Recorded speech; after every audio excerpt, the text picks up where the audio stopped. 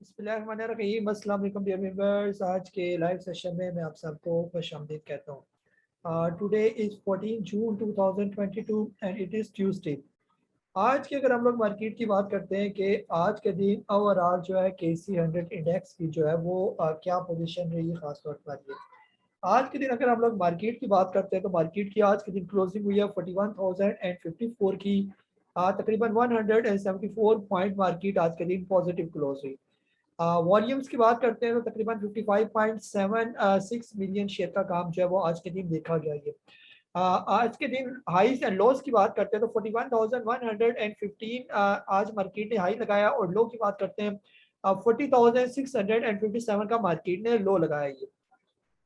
मुख्तसर मार्केट की मूवमेंट की बात करते हैं तो मार्केट ने जो है यहाँ पर एक डिप लिया, फिर इसके बाद आहिस्ता आहिस्ता रिकवरी आई और इसको जो है जरा डिटेल के साथ हम कैंडल्स की मदद से जो है वो देखेंगे ये। इसके अलावा जो है आज के वॉल्यूम लीडर्स की बात करते हैं तो यूनिटी फूड, के इलेक्ट्रिक, हम नेटवर्क, पाकिस्तान रिफाइनरी, TPLP जो है वो शामिल है ये।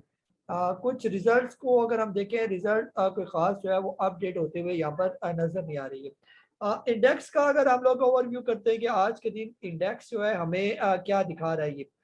खास तौर पर आज के दिन मार्केट ओवरऑल पॉजिटिव रही है तो इंडेक्स भी हमें आज थोड़ा ग्रीन ग्रीन ही नजर आ रहा है ये।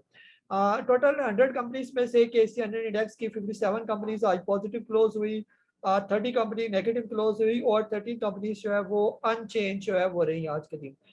बैंक्स की बात करते हैं, सबसे पहले कमर्शियल बैंक आज तकरीबन ओवरऑल जो है वो मिला जुला रुझान ही नजर आ रहा है।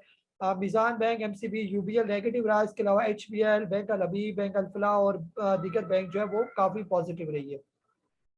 फर्टिलाइजर की बात करते हैं तो आज ओवरऑल सारा फर्टिलाइजर सेक्टर जो है वो पॉजिटिव रहा। ऑयल एंड गैस कंपनीज की बात करते हैं तो मारी के अलावा तकरीबन सारी आज के दिन पॉजिटिव रहे। सीमेंट में लकी के अलावा तकरीबन सारी ओवरऑल पॉजिटिव है। IT सेक्टर आज सारा ही ग्रीन नजर आ रहा है। पावर जनरेशन भी आज काफी बेहतर नजर आया। ऑटोमोबाइल सिमिलर थोड़ा नेगेटिव रहा। केमिकल भी आज काफी नेगेटिव रहे, खासतौर पर Colgate. Oil and gas marketing company भी ओवरऑल पॉजिटिव रही, खासतौर पर SNGP काफी बेहतर रहा आज। इसके अलावा फार्मा सेक्टर में मिला जुला रुझान नजर आ रहा है। इसके अलावा फूड एंड पर्सनल केयर भी थोड़ा बहुत जो है वो नेगेटिव ही नजर आ रहा है। टेक्सटाइल सेक्टर भी आज ओवरऑल तो पॉजिटिव रहा, लेकिन कुछ कंपनीज पॉजिटिव और कुछ नेगेटिव रही। इसके अलावा इन्वेस्टमेंट बैंक भी बेहतर है। इंजीनियरिंग कंपनी आज के दिन बेहतर ही। रिफाइनरीज जो है वो आज के दिन आज बेहतर परफॉर्म किया इन्होंने। आज के दिन के अगर हम लोग वॉल्यूम्स की बात करते हैं तो तकरीबन जो है 55.7 मिलियन का काम आज के दिन देखा गया। जो तकरीबन 5 दिन का जो एवरेज है 59.5 मिलियन से कम ही एवरेज वॉल्यूम आज के दिन जो है वो देखा गया ये। आज बुल्स एंड बियर्स की बात करते हैं तो डोमिनेट हमें आज HBL, Pakistan oil field, OGDCS, NGP, TRG, PPL, bank Al Habib जो नजर आ रहे हैं। और बियर्स की बात करते हैं तो कोलगेट, UBL, इसके अलावा पाकिस्तान टोबैको, मारी, लकी, मीज़ान बैंक, MCB और मिलट फैक्टर जो है वो प्रोमिनेंट बियर्स में जो है वो नजर आ रही है। ओवरऑल जो है अगर हम लोग मार्केट मैप की बात करते हैं तो मार्केट। अस्सलाम वालेकुम, आई एम काजी नबील। मैं यहाँ पर airschool.com में आपके लिए लाया हूँ स्टॉक मार्केट के लिए जो काम करना चाहते हैं एक बिगिनर कोर्स। अगर आप हाउस वाइफ हैं या हाउस जॉब कर रहे हैं या इसके अलावा आप कोई भी किसी बिजनेस से वाबस्ता है या कहीं भी आप मुलाजमत करते हैं, आप चाहते हैं एक साइड अर्निंग का कोई बिजनेस आपका होना चाहिए, तो मैं समझता हूँ कि stock market is the best side way business. आप इसको फुल टाइम भी कर सकते हैं और साइड बाय साइड किसी और काम के साथ भी कर सकते हैं। और ये ऐसा काम है कि आपके मोबाइल पर यानी ऑनलाइन आप इसमें काम करते हैं। पाकिस्तान स्टॉक मार्केट एक ऐसी मार्केट है जहां पर लोग बेतहाशा पैसा कमाते हैं। सिर्फ यहाँ पर जिस चीज की कमी है वो सीखने की कमी है। हम लोग बगैर सीखे इस कारोबार में आते हैं। शायद यही वजह है कि बहुत से लोगों से आपने सुना होगा कि स्टॉक मार्केट में हमें नुकसान होता है। दुनिया का कोई भी कारोबार बगैर सीखे नहीं आ सकता, तो आप लोग खुद सोचे कि स्टॉक मार्केट का कारोबार बगैर सीखे कैसे आ सकता है।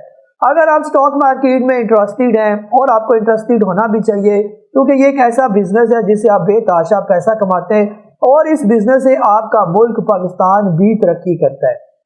तो ऐसे में ये जो बिगनर प्रोग्राम है जहां पर आपको सिखाया जाएगा कि कहां पर आपने अपना अकाउंट ओपन करना है, कैसे ओपन करना है, कौन सा ब्रोकर आपने चूज करना है, अकाउंट ओपन के बाद आपकी क्या स्ट्रेटेजी होनी चाहिए, चार्ट एनालिसिस क्या होते हैं, कैंडलस्टिक्स क्या होती है, टेक्निकल्स क्या होते हैं और फंडामेंटल्स क्या होते हैं, और ख़ास तौर पर जो साइकोलॉजिकल बिहेवियर होता है वो क्या रखना पड़ता है स्टॉक मार्केट का काम करते हुए या काम करने से पहले।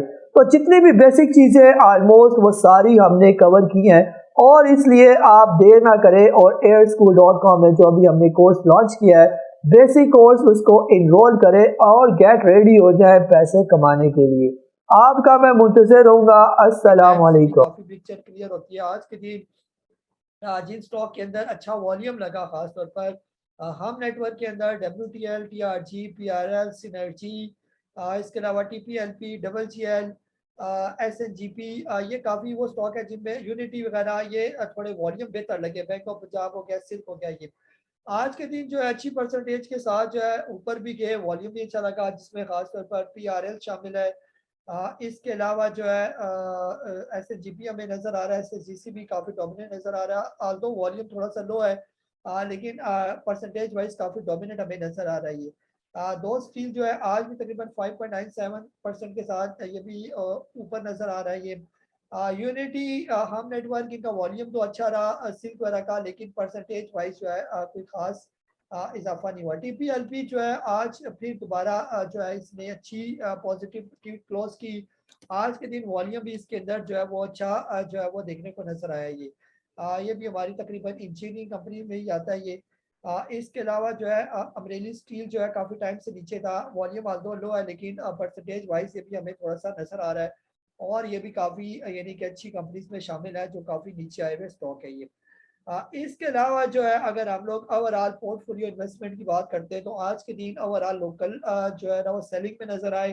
फॉरेन की तरफ से मामूली सी आज के दिन हमें बाइंग नजर आई है। लोकल में अगर हमने ओवरऑल बाइंग की देखें तो इंडिविजुअल की तरफ से बाइंग नजर आ रही है, और बाकी तकरीबन सब ने ही आज के दिन सेलिंग की लोकल में, जिनमें खासतौर पर companies, bank, NBFC, mutual fund, other organisation, broker fund, insurance company आज के दिन जो है यानी कि सिर्फ इंडिविजुअल्स और लोकल और यानी कि फॉरेन, फॉरेन में से भी सिर्फ फॉरेन कॉर्पोरेट की तरफ से जो है इन दोनों की तरफ से आज के दिन बाइंग है। अदरवाइज जो है वो सब की तरफ से ही आज के दिन जो है वो हमें सेलिंग ही नजर आ रही है। इसके अलावा जो है आज ओवरऑल मार्केट की बात करते हैं कि मार्केट हमें आज के दिन क्या दिखा रही है। ये KC 100 इंडेक्स की जो है आज के दिन कैंडल बनी, एक छोटी सी जो है वो डोजी कैंडल जो है वो हमें नजर आ रही है ये। और ये भी तकरीबन जैसे काफी गिरावट के बाद, जैसे यहाँ पर गिरावट आई और यहाँ पर डोजी कैंडल, फिर एक साइड वेज चलना शुरू हो गया, फिर एक रेड कैंडल बड़ी सी और फिर छोटी सी डोजी कैंडल जो है, इस तरह करके जो है मार्केट मुसलसल है। तो ओवरऑल मार्केट की अगर हम लोग बात करते हैं तो ओवरऑल मार्केट जो है वो डाउन ट्रेंड में ही हमें नजर आ रही है ये। आज के दिन जो है मार्केट के खास तौर पर अगर लो की बात करते हैं कि लो मार्केट है, तकरीबन इस लेवल को लगाकर बाउंस बैक होगी मार्केट। तो मासी में इस तरह का यानी कि ये लो कितनी इंपॉर्टेंस रखता है। तो खास तौर पर अगर आप लोग देखें तो ये लेवल ऐसे थे जहां पर ऑलरेडी मार्केट इस लेवल पर ऐसा रेजिस्टेंस के तौर पर इस पॉइंट को मार्केट ने लिया। इसको हम कल भी डिस्कस कर चुके थे अक्टूबर 2020 में, और इससे पहले यहाँ पर भी फरवरी 2020 में भी मार्केट ने इसी लेवल को एज अ रेजिस्टेंस के तौर पर लिया और फिर नीचे आ गई थी, और बाद में जो है फिर आहिस्ता आहिस्ता मार्केट ने दोबारा इस लेवल को क्रॉस किया। ये टेक्निकली जो है ये लेवल मार्केट के काफ़ी इंपॉर्टेंट लेवल है, इससे मार्केट को नीचे आना जो है नहीं चाहिए। अगर यहाँ से नीचे आएगी तो काफ़ी ज़्यादा गिरावट जो है मार्केट के अंदर फिर मंदी देखी जा सकती है। ये आज के दिन की मूवमेंट की सिर्फ बात करते हैं कि आज के दिन मार्केट करती क्या रही है। 14 जनवरी जून 2022 को आज के दिन मार्केट की मूवमेंट स्टार्ट होती है यहाँ से। ये शुरू में मार्केट जो है वो नेगेटिव क्लोज हुई, नीचे आई मार्केट 40,788 का लो बनाया। फिर उसके बाद मार्केट ने 40,941 यानी दोबारा मार्केट ने बाउंस बैक किया ये। और यहाँ पर सीखने वालों के लिए जो है इंपॉर्टेंट है कि यहाँ पर मार्केट ने जो है यहाँ पर डबल टॉप बनाया अपना शुरू में ही, सुबह सुबह ही छोटे टाइम फ्रेम का डबल टॉप बना हुआ है, और फिर आहिस्ता आहिस्ता दोबारा मार्केट जो है वो नीचे आ गई है। यानी कि यही लेवल था जिसको मार्केट सुबह ब्रेक नहीं कर पाई, यानी कि नीचे आई फिर दोबारा इस लेवल पर आई, तो यही से ही मार्केट ने वापस बाउंस बैक किया। तो यहाँ से सीखने के लिए एक चीज तो ये मिली कि जहाँ पहले मार्केट का हाई लगा होता है वही मार्केट का ऐसा रेजिस्टेंस के तौर पर काम करता है।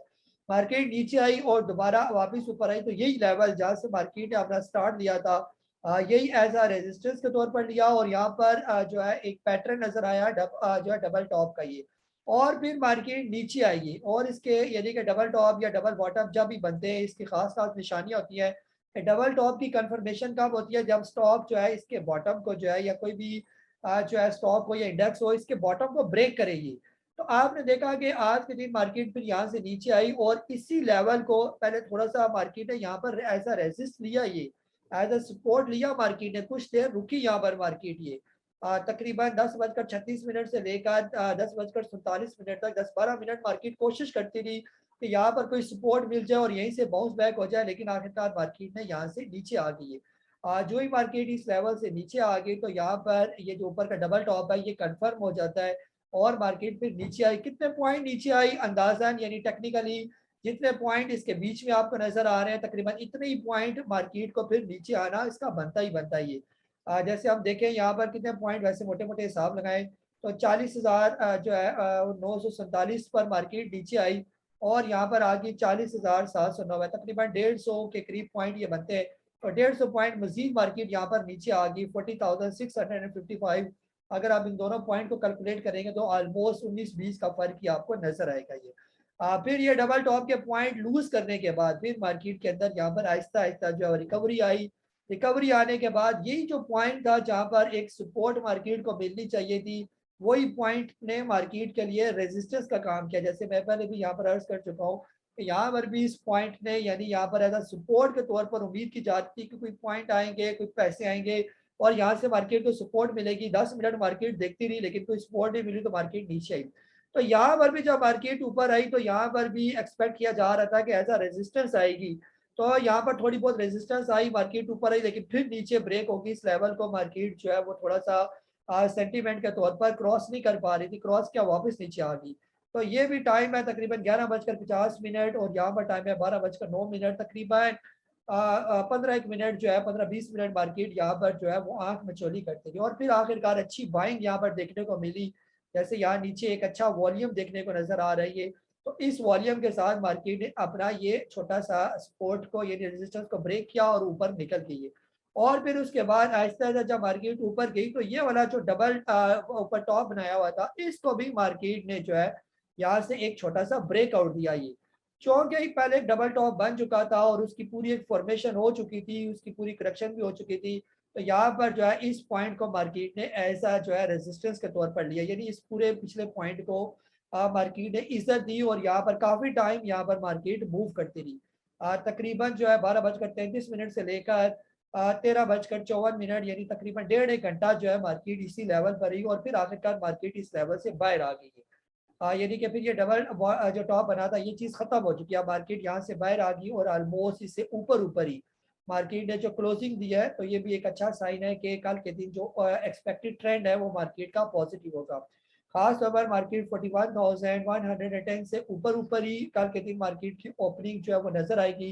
फिर यहाँ से मार्केट पहले टाइम ऊपर चली जाएगी और फिर इसके बाद अगर कई डे एंड पर मार्केट तकरीबन इन लेवल से ऊपर चलेगी, ये जो छोटी छोटी मार्केट की ऊपर के रेजिस्टेंस है 41,200 फिर 41,400 41,000 ऑलमोस्ट 550। तो फिर उसके बाद मार्केट जो है वो ऊपर की तरफ जाती हुई हमें नजर आएगी। जो इम्पोर्टेंट ब्रेकआउट मार्केट का निकलेगा थोड़े बड़े टाइम फ्रेम का तो वो ऑलमोस्ट ये वाला लेवल होगा।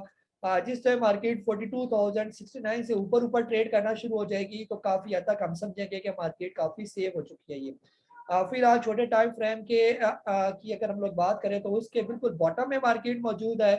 यहाँ पर की हुई बाइंग आप इस लेवल के करीब करीब 42,000 के करीब करीब जो शॉर्ट टर्म में बाइंग करते हैं तो यहाँ पर प्रॉफिट टेकिंग जो है मार्केट आपको करा सकती है, क्योंकि यहाँ पर मार्केट एक डिप ले चुकी है, डिप के बाद रिकवरी आ चुकी है। तो उम्मीद यही है कि फिलहाल आने वाले दिनों में थोड़ी बहुत बेहतरी मार्केट के अंदर देखी जा सकती है। और ख़ास तौर पर जो है जो आने वाले 2-4 दिन है वो काफ़ी इंपॉर्टेंट है मार्केट के लिए। जैसे हम लोग कल भी डिस्कस कर चुके हैं कि फेटफ का इजलास जो है वो आज से तकरीबन मेरे ख्याल में शुरू हो चुका होगा बर्लिन के अंदर ये। तो इस फेटअप में खासतौर पर कल और परसों के जो 2 दिन है 15 और 16 तारीख उसमें फिर पाकिस्तान की किस्मत का फैसला किया जाएगा कि इधर उसने ग्रे लिस्ट में रहना है या उसने आगे वाइट लिस्ट में जाना है। ये रेड लिस्ट का जो है वो तो कोई जो है वो चांस नहीं है, क्योंकि पाकिस्तान ऑलरेडी काफ़ी हद तक उनके टारगेट्स को अचीव कर चुका है। और तो ज़्यादातर मार्केट के अंदर खबरें जो है वो चल रही है कि पाकिस्तान इंशाल्लाह ग्रे लिस्ट से निकल जाएगा और वाइट लिस्ट में आएगा, जिसको काफ़ी अरसे से हम इसकी जो है वो दुआएं भी कर रहे हैं और इंतज़ार भी कर रहे हैं। तो अगर अल्लाह किया कल के दिन मार्केट यानी कि कल और परसों ये डिसीजन आ जाता है, 16 तारीख को आई थिंक डिसीजन आएगा, अगर ये डिसीजन पाकिस्तान के फेवर में आ जाता है तो काफ़ी हद तक मार्केट के अंदर जो है एक सेंटीमेंट पॉजिटिव भी आ जाएगा। और एक जो है जो हमने पहले एक रैली को एक्सपेक्ट कर रहे थे, खासतौर पर प्री बजट रैली, वो हमने देखी नहीं है ये, तो हो सकता है इस रिजल्ट के बाद एक अच्छी रैली जो है आपको देखने में नजर आए। जी आप लोगों की तरफ मैं आ रहा हूँ, राशिद अजीज साहब आपको अनम्यूट कर रहा हूँ मैं। अस्सलाम वालेकुम भाई साहब, क्या हाल है? खैरियत से हैं? वालेकुम सलाम, खैरियत सर। भाई साहब, दो स्टॉक्स हैं। एक तो एनआरएल, तकरीबन मुझे 2 महीने हो गए जी इसमें फंसा हूँ। 261 की बाइंग है। दूसरा भी मैंने ट्रेड लिया है 28 में। तो इन दो का जरा प्लीज बता दीजिएगा। एनआरएल कितने का लिया हुआ है आपने? 261 का। 261, और और ट्रीट आपने लिया हुआ है 2.5 रुपए का। ट्रेड जो है वो 28 का। जी जी सर, जो है दोनों को ही देख लेते हैं कि फिलहाल जो है दोनों की फिलहाल क्या पोजीशन चल रही है। सबसे पहले अगर हम लोग एनआरएल की बात करते हैं ना, तो नेशनल रिफाइनरी जो है तो स्टॉक ये हम इसकी बार बार तारीफ ही करते हैं कि आउटस्टैंडिंग किस्म का ये स्टॉक है ये। सिंपल जो है अगर हम इसके रिजल्ट की बात करते हैं ना, तो जो इसके लास्ट टाइम की जो अर्निंग थी थर्ड क्वार्टर की, उसको मिला के फिलहाल इसकी अर्निंग हो चुकी है 14 रुपीज़ की इसने अर्निंग दी थी, और ओवरऑल इसकी 3 क्वार्टर की अर्निंग है तकरीबन 45 रुपए की है, 45.93। और अभी चौथे जो है वो क्वार्टर की यानी कि इसकी फाइनल रिजल्ट आना है इसका ये। तो मेरे हिसाब से उसकी भी अगर अर्निंग आ जाएगी तो ये तकरीबन 60 की ईपीएस पर जो है ये स्टॉक पहुंच जाएगा ये। और अगर ये 60 की ईपीएस है तो कम से कम जो है फंडामेंटली इस कंपनी के अंदर फिलहाल कोई प्रॉब्लम नजर नहीं आ रहा है। और अगर हम लोग इस एनआरएल की जो है ये पीछे जो इतने ज़्यादा आपको इसके जो ये वॉल्यूम नज़र आ रहे हैं ये और खास तौर पर अगर चले इस बड़े वॉल्यूम को अगर हम छोड़ दें तो पिछले यानी कि यहाँ से लेकर जितना वॉल्यूम इसके अंदर यहाँ पर जनरेट हुआ हुआ है ये सारा, तो एनआरएल का फ्यूचर जो है फिलहाल तो काफ़ी ब्राइट ही नज़र आ रहा है। तो ये अपने बिल्कुल बॉटम रेट पर है। और इसको अगर आप ओवरऑल जो है इसकी प्रॉपर एक हिस्ट्री अगर आप देखें टेक्निकली कि ये स्टॉक करता क्या रहा है माजी के अंदर ये, तो माजी के अंदर जो है ये तकरीबन इस लेवल पर तो ऑलमोस्ट इसकी एवरेज बनी हुई है ये जो बीच वाला पॉइंट नजर आ रहा है यानी 400 450 रुपए के करीब, यानी ये जो लेवल है ये तकरीबन इसका एवरेज रेट है 380 रुपये। और ये बिल्कुल यानी कि जो इसका ये रेट है 380 रुपये, इसकी अर्निंग के हिसाब से मेरे हिसाब से तकरीबन इसका यही रेट बनना चाहिए। जैसे अगर इसकी 45 50 60 रुपए के करीब अर्निंग आ जाती है तो इसको यानी कि नॉर्मल इसको जो ट्रेड करना चाहिए ऑलमोस्ट 400 से लेकर 600 रुपए के करीब करीब जो है इस स्टॉक को जो ट्रेड करना चाहिए। और इस दौरान जो है नेशनल रिफाइनरी ने हाई भी लगाया तकरीबन 853 रुपए का, फिर ये नीचे आया, फिर इसने हाई लगाया तकरीबन 653 का, और अभी ये ट्रेड कर रहा है ऑलमोस्ट 243 रुपए पर। फिलहाल इसने तकरीबन जो अपना बॉटम लगाया हुआ था वो था 185 का। और वो भी तकरीबन जो बुरे हालात है जब मार्केट के ओवरऑल बुरे हालात चल रहे थे, जैसे यहाँ पर 160 के करीब आया हुआ था, जिन दिनों कोविड शोविड भी आया हुआ था तो यहाँ तक ये पहुंचा हुआ था ये। तो अभी भी ये तकरीबन काफ़ी स्टेबल नज़र आ रहा है, यानी कि जो आपका खासतौर पर नेशनल रिफाइनरी है ये छोटे टाइम फ्रेम के अंदर फिलहाल तो ये तकरीबन अपनी अगर हम ट्रेंड लाइन की यहाँ पर एक छोटी सी ट्रेंड लाइन ड्रा कर ये इसको ड्रा करें तो फिलहाल ये अपनी ट्रेंड लाइन की सपोर्ट के साथ आहिस्ता आहिस्ता जो है ऊपर ही की तरफ जा रही है। जैसे यहाँ से ऊपर गया, फिर इसकी ट्रेंड लाइन की सपोर्ट ली, फिर ऊपर गया, फिर यहीं पर सपोर्ट ली, और उम्मीद है कि फिलहाल जो इसका करीब का भी जो टारगेट होगा वो ऑलमोस्ट 270 280 रुपए के करीब करीब ये स्टॉक पहुंच जाएगा। तो बेहतर यह है कि नेशनल रिफाइनरी को फिलहाल ना बेचा जाए, आने वाले दिनों में ये स्टॉक जो है ये कदरे बेहतर हो जाएगा ये। इसके अलावा जो है अगर हम लोग ट्रीट कॉर्पोरेशन की बात करते हैं तो ट्रीट कॉर्पोरेशन भी जो है इसके यानी कि जो इसके अंदर भी हम कल भी अर्ज कर चुका हूँ मैं, तो ये जो खास तौर पर इसके अंदर जो इन्वेस्टमेंट हुई हुई है मई के महीने से लेकर अभी तक जो इसके अंदर काम चल रहा है ठीक ठाक किस्म की इसके अंदर जो है इन्वेस्टमेंट हो चुकी है ये। इसकी भी अर्निंग की अगर हम लोग बात करते हैं तो ओवरऑल उस तरह की इसकी अर्निंग नहीं है जिस तरह नेशनल रिफाइनरी की अर्निंग है ये। इसकी मेन वजह यह कि जैसे इंटरनेशनल कमोडिटी प्राइसेस बढ़ी है और खासतौर पर जो स्टील वगैरह या जो खासतौर पर इसके लिए जो रॉ मटेरियल चाहिए होता है इसके ब्लेड के लिए, वो काफ़ी हद तक जो है उसकी जो है वो इंटरनेशनल प्राइसेस बढ़ी है, जिसकी वजह से ये थोड़ा सा इफेक्ट हुआ है या आपको इस वजह से ये नीचे नजर आ रहा है। अगर माजी में अगर आप इसकी बात करें तो ओवरऑल ये स्टॉक बुरा नहीं है, ये स्टॉक कदरे बेहतर स्टॉक है ये। यानी कि यहाँ पर अगर आप इसके प्रॉपर इसकी एक हिस्ट्री की बात करते हैं तो पहले पहले तो जब इसके बहुत अच्छे हालात होते थे ये 500-600 रुपये से कम का स्टॉक होता ही नहीं था ये। फिर एक बहुत बड़ी करेक्शन के बाद ये स्टॉक जो है, यानी कि आप ये देखें कि यहाँ से तकरीबन इसकी करेक्शन शुरू हुई थी 2010 से लेकर यहाँ तक इसकी करेक्शन, अभी तक इसकी करेक्शन ही चल रही है। बीच में एक छोटा सा अप जो है ना इसके अंदर आया 2013 में, और अदरवाइज फिर इसके बाद दोबारा जो है अगर यहाँ से भी इसका हिसाब लगाएं तो तकरीबन 2014 से लेकर अभी तक स्टॉक के अंदर टाइम वाइज करेक्शन जो है वो चल रही है ये, जिसका ब्रेकआउट होगा तकरीबन 65 रुपए का, और उसके बाद ये स्टॉक जो है वो सही करके जो है वो एक अपना बूम दिखाएगा ये। रिसेंटली अगर हम लोग बात करते हैं तो रिसेंटली ये स्टॉक तकरीबन जिसने अभी बॉटम बनाया हुआ है तकरीबन 25 रुपए के करीब करीब इसका बॉटम बना हुआ है ये। तो उसके बाद से अभी तक ये उस बॉटम के करीब नहीं पहुंचा, और अभी तक इसका जो लो लगा हुआ है 28 रुपए 10 पैसे के करीब करीब, और ये तकरीबन 25 रुपए से लेकर जो है फिलहाल जो इसकी छोटी सी रेंज नजर आ रही है यहाँ पर 36 रुपए की, 25 रुपए से 36 रुपए का ये छोटा सा इसका स्विंग है ये, जिसके बीच में ये स्टॉक जो है ये मूव कर रहा है। जब तक ये स्टॉक 25 रुपए से नीचे नहीं आ जाता तब तक हम ये नहीं कह सकते कि ये कहीं दोबारा नीचे आ जाएगा 9-10 रुपए के करीब करीब। जब तक ये 25 रुपए से ऊपर है यानी कि इसका स्विंग जाएगा 25 रुपए से ऑलमोस्ट 35-36 रुपए के करीब करीब, यानी ये जो इसकी रेंज बनी हुई है ये।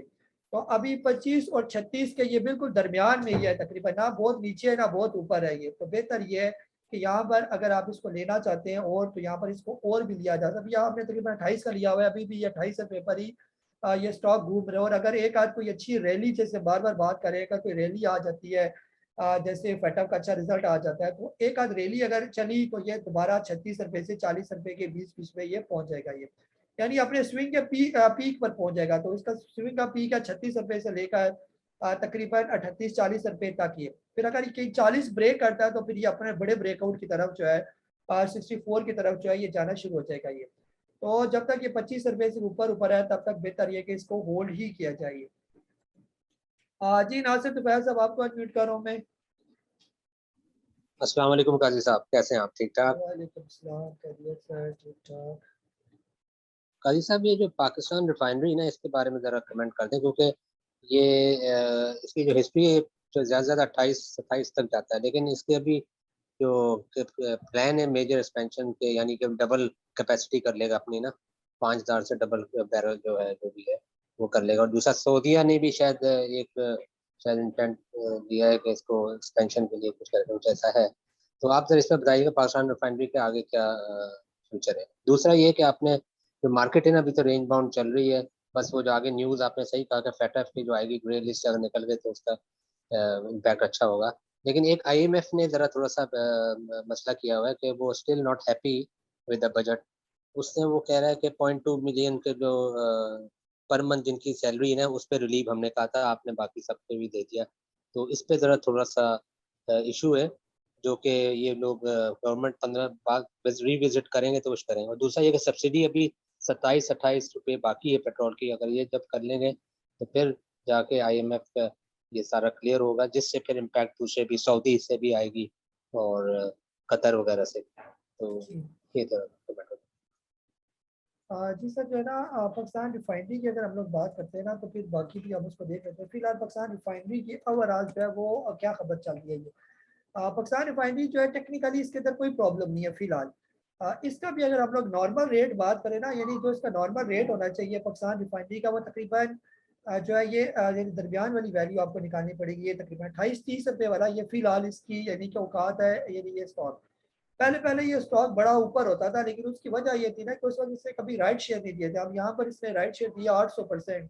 उस वक्त ये स्टॉक ट्रेड करता था तकरीबन 200 के करीब करीब, और माजी में भी तकरीबन ये इसी लेवल का स्टॉक था, 200-250 रुपये वाला ये स्टॉक हुआ करता था। फिर आहिस्ता आहिस्ता जो है इसने अपने राइट शेयर बढ़ा दिए और अपनी वैल्यू को डाइल्यूट कर दिया, नीचे आ गई है यहाँ पर। फिर इसने तकरीबन 100% राइट शेयर दिए मार्च 2020 में ये, फिर इसकी वैल्यू में और जो है वो कमी आ गई है।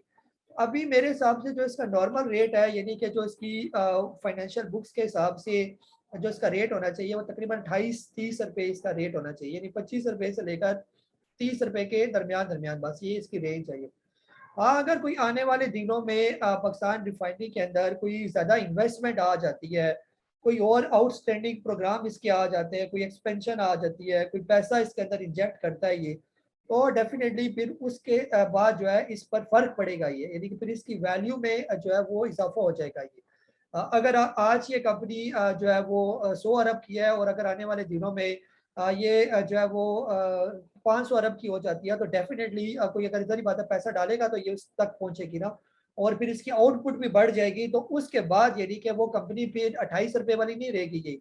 अगर वो 100 से 500 तक अगर उसके अंदर इन्वेस्टमेंट आ जाती है और उसकी आउटपुट जो है वो भी 3-4 गुना बढ़ जाती है, तो फिर उसका स्टॉक भी फिर 28 रुपए से लेकर 100 रुपया 150 रुपए तक चला जाएगा ये। लेकिन वो तब होगा जब पैसा इसके अंदर आएगा, इसका काम बढ़ेगा, इसकी आउटपुट हमें नजर आएगी कि अब इसकी पहले की जो आउटपुट था जो रिफाइन करता था, अब उससे कई गुना इसकी पैदावार में इजाफा हो चुका है ये। तब ये सारी बातें अच्छी लगेंगी ये। और तब तक जो है ना ये अपने ब्रेकआउट देगा। वो कब हमें पता चलेगा, जब यहाँ से ये निकलेगा स्टॉक। जब कभी ये अपना ब्रेकआउट देगा, तकरीबन 29 रुपए का इसका ब्रेकआउट है, जब ये यहाँ से बाहर निकल जाएगा तो वहां पर हमें ये अंदाजा हो जाएगा कि अब पाकिस्तान रिफाइनरी पहले वाली रिफाइनरी नहीं रही, अब यानी कि ये ऊपर जाने के लिए तैयार है। यानी आप ये देखें ना कि यहाँ पर तकरीबन अक्टूबर 2018 के बाद से ये स्टॉक कभी भी 28-30 रुपए से ऊपर नहीं गया ये, यानी 30 रुपए से नीचे ही ट्रेड करता रहा पिछले 2-2.5 साल हो गए ये। और तकरीबन यही मेरा ख्याल स्टॉक है। बाकी तो रिफाइनरियां ऊपर भी गई, अटक भी गया ऊपर, नेशनल रिफाइनरी भी गया, सिनर्जी भी 10 रुपए टच करके आया होगा ये 2-2.5-3 सालों के अंदर अंदर, लेकिन ये नहीं गया ऊपर ये, क्योंकि इसकी औकात ही नहीं है ना ऊपर जाने की। ये अभी बिल्कुल खत्म हो चुकी है, इसकी वैल्यू इतनी है ये। तो अगर ये जब कभी 28 रुपए या 29 रुपए से ऊपर ब्रेकआउट देगा, तो फिर हम समझ जाएंगे कि जो आज हम बातें सुन रहे हैं पाकिस्तान रिफाइनरी से रिलेटेड कि सऊदीया की भी इन्वेस्टमेंट आएगी तो इसकी आउटपुट भी बढ़ेगी, तो वो हम यहाँ पर हमें ये टेक्निकल चार्ट पहले ही बता देंगे ये। फिर ये आगे जाएगा तकरीबन 45 रुपए, 45 के बाद 75 रुपए, 75 के बाद कई 150-200 रुपए पर जाएगा, लेकिन पहले ये यहाँ तक तो जाए। अब अगर हम शॉर्ट टर्म में अगर हम इसकी बात करते हैं, तो फिलहाल शॉर्ट टर्म में ये स्टॉक जो है यहाँ पर अपना बॉटम लगाया तकरीबन 11-12 रुपए के करीब, और अभी ये पहुंचा हुआ है ऑलमोस्ट, इससे अपना ब्रेकआउट दिया होता है 17 रुपए 20 पैसे का, ये ब्रेकआउट दे चुका है ये। फिलहाल ये जो है इसका जो स्विंग है 11 रुपए से लेकर 28 रुपए तक है, इसका छोटा स्विंग है, ये तो करना ही करना है इसने ये। तो यहाँ पर ये 11 रुपए और 28 रुपए के बिल्कुल दरमियान में है, यहाँ पर भी लेना जो है वो बिल्कुल ठीक है ये। यहाँ पर आप इसको बाय करें, टारगेट आप इसका तकरीबन 25 रुपए से लेकर 30 रुपए के दरमियान रखें। जो इसके बीच में है तो आप अपनी प्रॉफिट टेकिंग करें, जब कभी ये 30 रुपए से ऊपर ट्रेड करें तो दोबारा भी इसको बाय करेंगे। और यहाँ पर छोटे टाइम में आप बिल्कुल इसको ले सकते हैं, अभी भी 20 रुपए से जब तक ये नीचे है यहाँ पर इसकी बाइंग बनती है ये। यहाँ पर जब तक 11-12 रुपए पर, वहां पर तो बहुत अच्छा लेवल था इसको बाय करने के, ये वो प्रॉपर इन्वेस्टमेंट के थे। यानी कि अभी इस टाइम फ्रेम के अंदर यानी 10 रुपए से 28 रुपए के दरमियान का जो स्विंग है, वहां पर सबसे अच्छी इसकी बाइंग थी 10 रुपए से लेकर 12-13 रुपए के दरमियान दरमियान ये। आप चले उससे वो बाहर निकल गया, लेकिन अभी भी इसके अंदर बाइंग बनती है और ये चला जाएगा तकरीबन अच्छे हालात में। अगर कोई अच्छी रैली स्टार्ट हो जाती है तो ये 28 रुपए का तो है ही है ये, 28 ना गया तो 25-26 तो ये लाजमी पहुंच ही जाएगा ये। बाकी जो आपकी बात है कि आईएमएफ सर पैसे देगा आपको, वो थोड़ा बहुत जो है आपको तंग कर रहा है कि ये भी करे वो भी करे, वो दे देगा पैसे। अभी अगर उसने ना देने होते तो वो बिल्कुल क्लियर आपको बता देता कि मैं फिलहाल आपको पैसे नहीं दे रहा। और अगर आईएमएफ ने पैसे ना देने होते तो चाइना भी आपको कभी भी पैसे ना देता ये आपको वर्ल्ड बैंक भी कभी पैसे ना देता ये चीनों ने अभी दो तरफ से अनाउंसमेंट आ चुकी है कि वर्ल्ड बैंक ने भी मंजूरी दे दी और चाइना से भी आपको पैसे मिलने जा रहे हैं। तो ये इस बात की इंडिकेशन है कि आप आईएमएफ भी जो है वो ज्यादा देर नहीं रुकेगा, आपको उसने भी पैसे देने ही देने। जी इम्तियाज अली साहब आपको अनम्यूट कर रहा हूँ मैं। जी वालेकुम सलाम। कल साहब क्या हाल है? ठीक है जी सर, चलिए ठीक ठाक। अच्छा कल साहब, एक तो ये कोई आपके पास खबर है, कंफर्म कर दें कि ये जो कैपिटल गेन टैक्स इन्होंने इंक्रीज किया था वो अपनी पुरानी शक्ल में मैंने सुना है कि उस पर भी कोई इनकी बात हो रही है। एक्सप्रेस न्यूज़ की ये खबर है, या तो उस पर कोई बात हो रही है या उसको कम कर दिया गया है। तो दूसरा का साहब एएनएल के बारे में बताएं कि इसका अड़ेका मतलब है रजिस्टेंट जो आती है इसका किधर ज्यादा लगता है? मेरी जो जितनी 10.50 की एवरेज बन रही है मेरी इसकी बाइंग एएनएल की, तो इससे नीचे जब भी आता है तो मैं इसमें ऐड कर देता हूँ। मतलब है जो इसके लिए मैंने रकम रखी है उसका 50% मैंने लगा दिया है एज ए इन्वेस्टमेंट के लिए। आप जरा इसको देखें कि ये परसों जब 1100 पॉइंट टूटे हैं तो ये इतना नीचे नहीं गया, लेकिन ये इधर ही कहीं घूम रहा है, थोड़ा बहुत ऊपर थोड़ा बहुत नीचे, बस इसी तरह ये आगे पीछे पाँव मारता है। जी जी सर, जो है ना फिलहाल कैपिटल गेन टैक्स से रिलेटेड तो मेरे पास फिलहाल कोई खबर नहीं है कि उसको सीजीटी को बढ़ाएंगे या क्या करेंगे। फिलहाल तो मेरा ख्याल है उसको इसी लेवल पर ही रखेंगे। अभी भी पीछे काफ़ी इन्होंने बेहतर किया था कैपिटल गेन टैक्स को। नॉन फाइलर के लिए इन्होंने बढ़ाया हुआ है क्या, और जो फाइलर है उसको तो मेरा ख्याल है वो 12.5 कुछ परसेंट जो है ना वो कम कर दिया था ना उसको। तो उम्मीद ये है कि इस तरह का बोझ जो है, जैसे अभी जिस तरह की हालत है स्टॉक मार्केट की, तो कम ही बोझ जो है वो इन्वेस्टर के ऊपर डाला जाएगा। हाँ, नॉन फाइलर के ऊपर जितना मर्जी डालें, जो प्रॉपर टैक्स पेयर नहीं है, जिन्होंने अपने आप को जो है वो फाइलर नहीं किया हुआ, तो उनको लगाए, उनको दबा के ये। लेकिन जो ऑलरेडी प्रॉपर टैक्स दे रहे हैं, उन्होंने अपनी रिटर्न फाइल कर रहे हैं हर साल, तो उनको तो कम से कम जो है वो रिलीफ मिलना चाहिए, और अभी भी रिलीफ मिल ही रहा है ये। जैसे मेरे ख्याल में वो पहले 4 साल तक उन्होंने रखा हुआ था, ये जो आगे कैरी फॉरवर्ड हो रहे थे लॉसेस वगैरह, 4 साल तक भी अगर आपका कोई लॉसेस वगैरह होता है तो वो आपको रीएडजस्ट हो जाते थे। अब मेरा ख्याल है इन्होंने उसको 6 साल किया ये। इस तरह की खबरें जो है वो मैं देख रहा था ये, तो वो भी अच्छा, यानी कि अच्छी चीज़ है कि अगर 6 साल तक भी किसी को लॉस होता है और जब उसको प्रॉफिट होगा तो उसका फिर कैपिटल गेन टैक्स जो है उस लॉस के साथ जो एडजस्ट हो जाएगा ये। यानी कि उनका फिर कैपिटल गेन टैक्स है वो नहीं कटेगा अगर किसी ने 6 साल के अंदर अंदर कोई स्टॉक मार्केट के लॉस किया हुआ है। और ये भी फैसिलिटी मेरा ख्याल में सिर्फ फाइलर के लिए, नॉन फाइलर के लिए ये फैसिलिटी नहीं है ये। तो कोशिश करें फाइलर होने में, क्या मजायका, आप इसको फाइलर अपने आप को कर लें, अपने एसेट्स को डिक्लेयर करें और एक रिस्पॉन्सिबल शहरी होने का सबूत भी देंगे। जहाँ तक जो है ना सर एएनएल की बात है, एएनएल सब यहाँ पर जो है ना काफ़ी अपना एक बॉटम बना रहा है ये। यही लेवल जो है एएनएल के काफ़ी इंपॉर्टेंट है। जैसे तकरीबन इसकी ये जो एक छोटी सी टिप नज़र आ रही है ना, यहीं से एएनएल जो है बाउंस बैक हुआ था और अभी भी तकरीबन यहीं पर ही मौजूद है ये। और ये तकरीबन लो है 10 रुपये 13 पैसे का। तो 10 रुपये 13 पैसे से नीचे जब तक क्लोज नहीं होता तब तक तो ये काफ़ी सेफ है ये। और ये ऑलमोस्ट जो है ये एक बड़ा डबल बॉटम इसने बनाया हुआ है यहाँ पर। थोड़ा सा डबल बॉटम जो है ये यहाँ का जो लो है ना, ये तकरीबन 7 साढ़े 7 रुपए से शुरू होता है। ऑलमोस्ट आप कह सकते हैं कि ये एक डबल बॉटम बना हुआ है और एक बहुत बड़ा डबल बॉटम बना हुआ है इसका ये, जो है एएनएल का ये। तो अगर ये डबल बॉटम कहीं मुस्तकबिल में कंफर्म हो जाता है कि ये वाकई कोई डबल बॉटम ही इसने बनाया हुआ है यहाँ से लेकर यहाँ तक ये, तो इसका जो पहला टारगेट होगा वो ये वाला टारगेट होगा, 35-36 रुपए वाला इसका टारगेट होगा ये।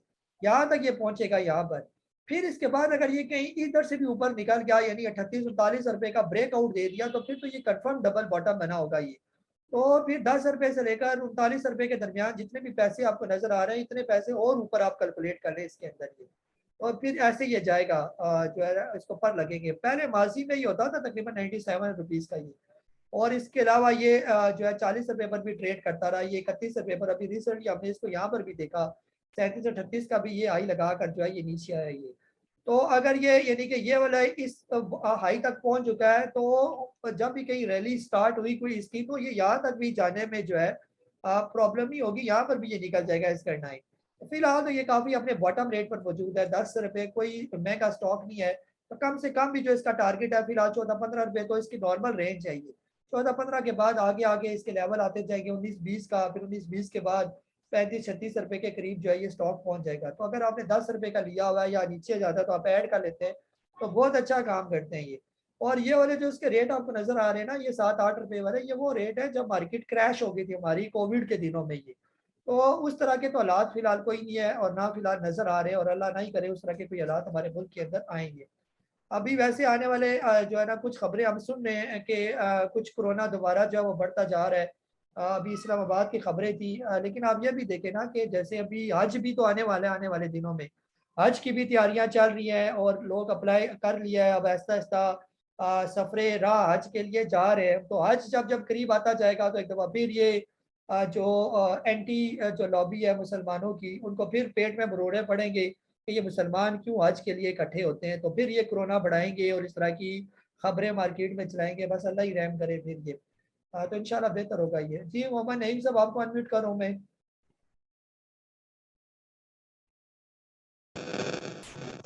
अस्सलाम वालेकुम साहब। वालेकुम अस्सलाम। कैसे हैं? ठीक है सर, तबीयत सही है आपकी? जी सर। अच्छा सर, ये मार्केट तो सर आज मतलब इतनी खासी प्लस नहीं हुई, लेकिन सर इसमें एक आइटम बीजीएल नीचे का लॉक मार दिया सर। तो क्या ये अपनी ये दोबारा रिवर्स हो रहा है? और दूसरा ये आपने दोस्त का बताया था 4-4.5 तक आएगा, कौन सा? तो अगर से ये 4 दोस्त स्टील सर जी तकरीबन ये भी मेरे ख्याल में कोई 5.5 या 6 रुपए तक गया था। जी। तो इसका मुझे सर इसमें क्या अगर नीचे 4-4 इसको बाइंग कर रहे हैं या मजीद, और इसका बीजीएल का बताइएगा प्लीज सर। जी जी सर, जो है ना बीजीएल अगर आज भी लो लॉक लगाया, पता नहीं मैंने देखा लो लॉक पर नहीं लगा हुआ आज बीजीएल तो। आज तो तकरीबन ये अपने अपर कैप के करीब करीब ही, यानी 8 रुपये 51 पैसे पर इसकी क्लोजिंग हुई है ये ना। ये 2 वीक्स तक सॉरी खुला हुआ है जी। आज के दिन जो है बीजीएल की क्लोजिंग हुई है, अच्छा लो लॉक पर ही क्लोज हुआ, 8 रुपये 51 पैसे पर ये क्लोज हुआ ये। सर बिल्कुल वही है ना, फिर ये अपने वही गैप को फिल करता हुआ नीचे आ रहा है ना। अब जैसे ये वाला गैप क्रिएट हुआ, इसको भी फिल करेगा, लेकिन ये दोबारा चला जाएगा ऊपर। यहाँ पर आप एक दफा बेचे ना इसको, कि नीचे का माल लिया हुआ है तो एक दफा बेच कर दोबारा जितना नीचे आता है, अगर ये दोबारा 6-7 रुपए के दरमियान में कहीं आ जाता है तो वहां पर फिर इसकी बाइंग जो है की जा सकती है ये।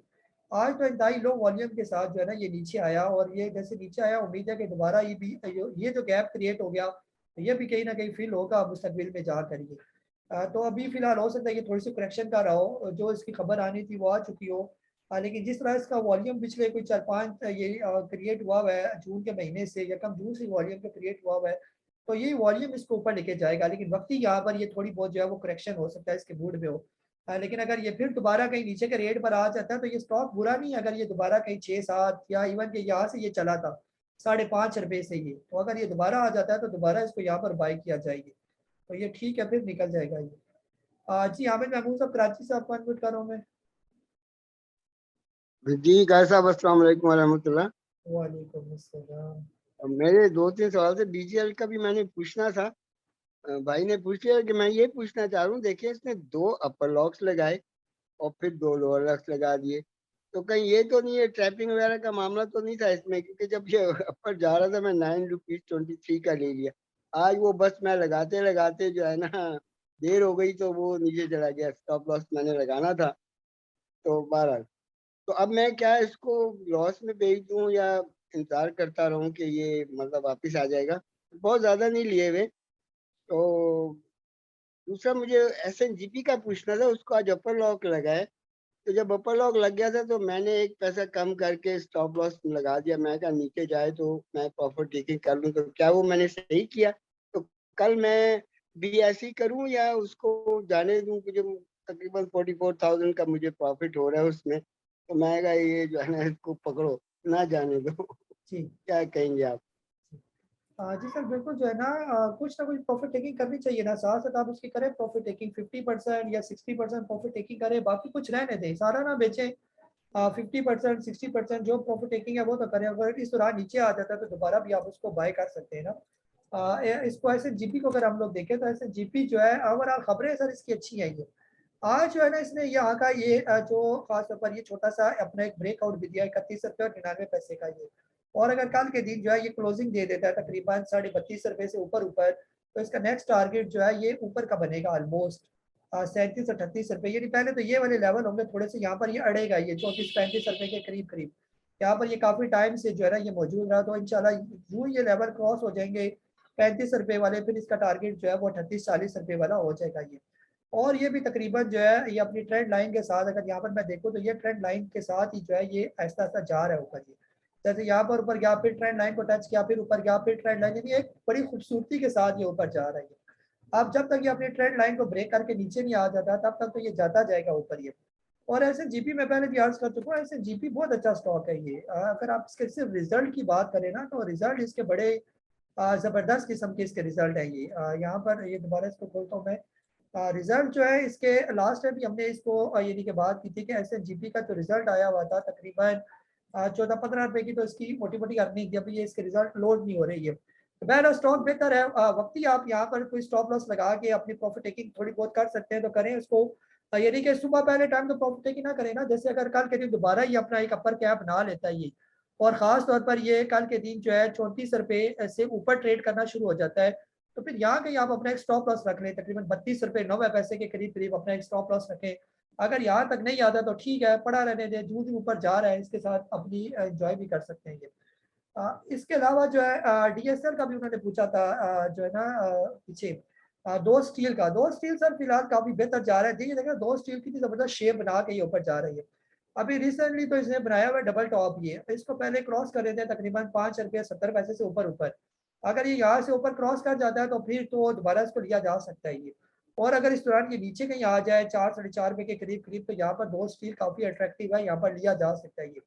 है ये डिफॉल्टर लिस्ट में पड़ा हुआ है, लेकिन डिफॉल्टर लिस्ट में भी पिछले तकरीबन 10 साल से ये पड़ा हुआ है। ये अगर आप इसकी हिस्ट्री उठा के देखें 2 स्टील की, ये तब से यहाँ पर पड़ा हुआ है ये। तो अगर 10 साल तक नहीं हुआ तो अब क्या होगा इसका, ये तो ये चलता ही रहेगा ये। और हो सकता है जिस तरह इसके अंदर वॉल्यूम जनरेट हुए हैं इसको, यानी कि ये डिफॉल्टर लिस्ट से निकल ही आएगी। जी कमरान जावेद साहब आपको अनम्यूट कर रहा हूँ मैं।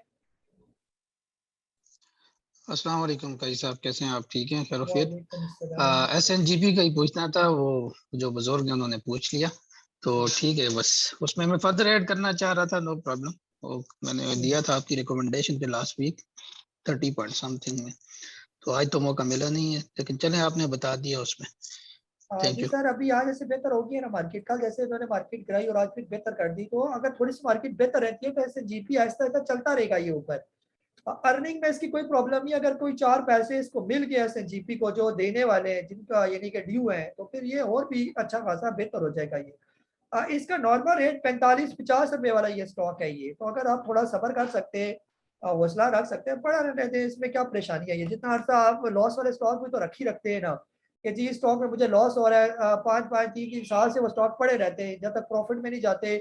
आप कहते हैं पड़े तो पड़े रहने दें, हम क्या करें इसको। ये तो जो प्रॉफिट वाले स्टॉक होते हैं उन पर भी एक बड़ा दिल रखकर पड़े रहने दिया करें, चले पड़े रहे, देखते हैं ना किधर तक जाता है ये। प्रॉफिट में ये है ना, लॉस में तो नहीं जा रहा, तो हो सकता है आप इसको साल 2 साल का। आई एम काजी नबील और मेरा प्रोफेशन है स्टॉक मार्केट। मैं स्टॉक मार्केट में पिछले 15 साल से वाबस्ता हूँ। स्टॉक मार्केट पर मेरी बेतहाशा वीडियोस यूट्यूब पर मौजूद है और तकरीबन पिछले 3 साल से मैं यूट्यूब और व्हाट्सएप पर लोगों को स्टॉक मार्केट की कंसल्टेंसी भी देता हूँ। जैसा कि आप जानते हैं कि पाकिस्तान में बहुत कम लोग स्टॉक मार्केट से वाबस्ता हैं। अगर हम पाकिस्तान का मुकाबला बाकी दुनिया से करते हैं तो हमें जो पाकिस्तान की रेशो नज़र आती है वो इंतहाई मामूली रेशो नज़र आती है। स्टॉक मार्केट को हम बहुत ख़तरनाक बिजनेस समझते हैं और अक्सर यही सुनने में मिलता है कि जो लोग स्टॉक मार्केट में काम करते हैं वो हमेशा नुकसान ही उठाते हैं। लेकिन जो लोग मुझसे वाबस्ता हैं वो बेहतर तौर पर जानते हैं कि जो हमारी फ़िलॉसफी है और बेसिक जो कंसेप्ट है स्टॉक मार्केट का, कि जब तक आप इसको सीख कर नहीं करेंगे तब तक चाहे स्टॉक मार्केट हो या दुनिया का कोई भी बिजनेस हो, आप उसमें जो है कामयाब नहीं हो सकते। यही वजह है गाय बगाए हम स्टॉक मार्केट के कोर्सेज भी कराते हैं। आप जो मेरा कोर्स airschool.com में आया हुआ है, आप लोगों को सबको इन्विटेशन है कि ये कोर्स लाजमी करें। खास तौर पर जो हमारा मीडियम कोर्स है ये उन्हीं लोगों के लिए डिज़ाइन किया गया जो स्टॉक मार्केट में ऑलरेडी काम करें। इस कोर्स में आप लोगों को ना सिर्फ चार्ट एनालिसिस बल्कि इसके अलावा different indicator, chart stick patterns, इसके अलावा डिफरेंट जो है पैरामीटर, साइकोलॉजिकल बिहेवियर और इवन जो बेसिक जो है कंसेप्ट साइकोलॉजी का कि स्टॉक मार्केट में कैसे और किस सोच के साथ आपने काम करनी है, ये सारी चीज़ें मीडियम कोर्स के अंदर हमने एक्सप्लेन की हुई है। कहाँ पर कोई स्टॉक लेना है, कहाँ पर स्टॉक बेचना है और किस जगह पर जो है हमने उस स्टॉक की पोजीशन को ऑफलोड करना है, कब तक किसी स्टॉक को हमने होल्ड करके रखना है, ये सारी चीज़ें हमने अपने इस कोर्स में कवर की हैं। तो देर ना कीजिए, इस कोर्स को फ़ौरन सब्सक्राइब करें और इस एजुकेशन लर्निंग में ख़ास तौर पर स्टॉक मार्केट में आप इंटर हो जाए। मैं आपको यकीन से कह सकता हूँ कि इस कोर्स को करने के बाद जो आप ऑलरेडी पहले गलतियाँ कर चुके हैं वो दोबारा आप गलतियाँ नहीं करेंगे। जहाँ हम लाखों पैसा बर्बाद करते हैं स्टॉक मार्केट में, अगर हम प्रॉपर सीख कर जब हम काम करेंगे तो यकीनन ऐसा हो ही नहीं सकता कि आप स्टॉक मार्केट में नुकसान कुछ उठाएं। भी हो जाए। तो यही से अगर ये 45-50 रुपए का लेवल ब्रेक कर देता तो फिर तो हो सकता है ये 150 पर भी चला जाएगी। ऐसे जीपी के अंदर इतनी क्वालिटी मौजूद, 14-15 रुपए की तो सिर्फ इसकी ईपीएस है, तो उस हिसाब से तो ये तकरीबन 100 से ऊपर का ये स्टॉक है। ये 14-15 रुपए की अर्निंग ये कैप्को और इन स्टॉक की जो है ये अर्निंग है ये। वो तो चले डिविडेंड वगैरह देकर जो है वापिस आ जाते हैं नीचे। तो ये तो अगर ये डिविडेंड ना दे और इसके पैसे इसको मिल जाए तो फिर तो ये काफी बेहतर हो जाएगा ये। जी ताला भाई आपको अनम्यूट कर रहा हूँ मैं। जी अस्सलाम वालेकुम मुस्तार वक्त, कैसे हैं? तबीयत ठीक है आपकी? अच्छा सर, पहल का तो बताएं कि पहल की क्या सूरत है, कैसा नजर आ रहा है इस लेवल पे पहला? जी ताला भाई बिल्कुल, पैर जो है ना यहाँ पर अपना बॉटम बना लिया ना इसने तकरीबन, अब इसके नीचे आने का चांस नहीं है कि पैर यहाँ से नीचे आएगा ये। यानी यहाँ पर आप समझ लें कि प्रॉपर अगर कोई कहेगा जी मैंने पाक इलेक्ट्रॉन यहाँ पर मैं इन्वेस्टमेंट पॉइंट ऑफ व्यू से लेना चाहता हूँ तो हम कहेंगे ये जबरदस्त रेट है पाक इलेक्ट्रॉन का ये।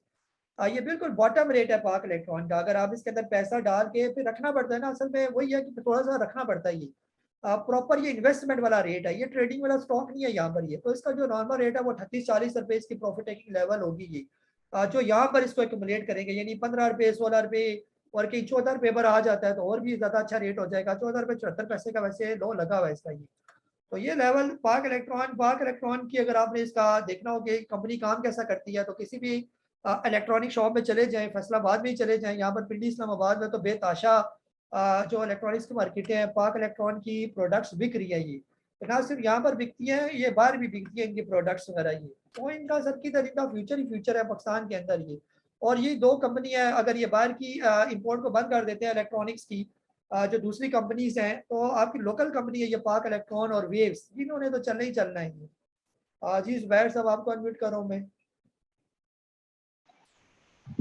जी अस्सलाम वालेकुम। वालेकुम अस्सलाम। काजी साहब क्या हाल है आपके? ठीक है काजी साहब, ये ट्रिपल जीएल का पूछना था। ये 17 की बाइंग है, तो अभी इसको क्या करूं? कोई और ऐड करूं या वेट करूं?